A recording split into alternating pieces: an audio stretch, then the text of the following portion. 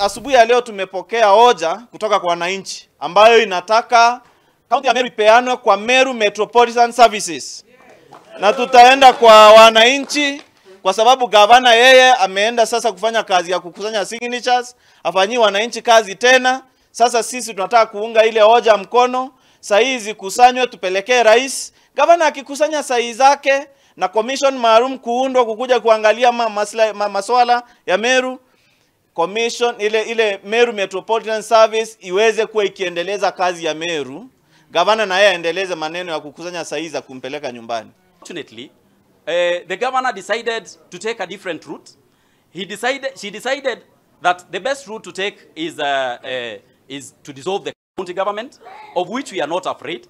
If that is what it will take for Meru to be saved, if that is what it will take for the Merians to get the services that they really require, so be it. We are ready to go down that road. But before we go down that road, we are requesting the national government through the presidency that today we are in receipt of a petition from members of the public in Meru requesting that let there be a Meru Metropolitan Services or a caretaker body that will take care of the services, or one that will render services to the members of the Meru County. Na sisi hatuna uoga wowote wa kwenda kwa debe. Wananchi ni wale waliotuchagua na watatuchagua tena.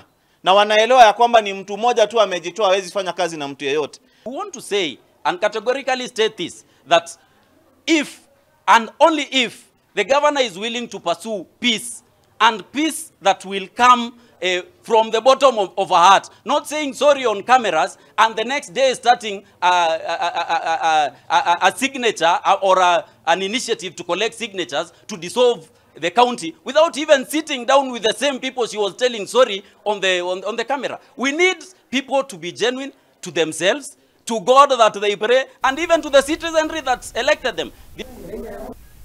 Na leo tutigane na icio cia kawira Mwangaza.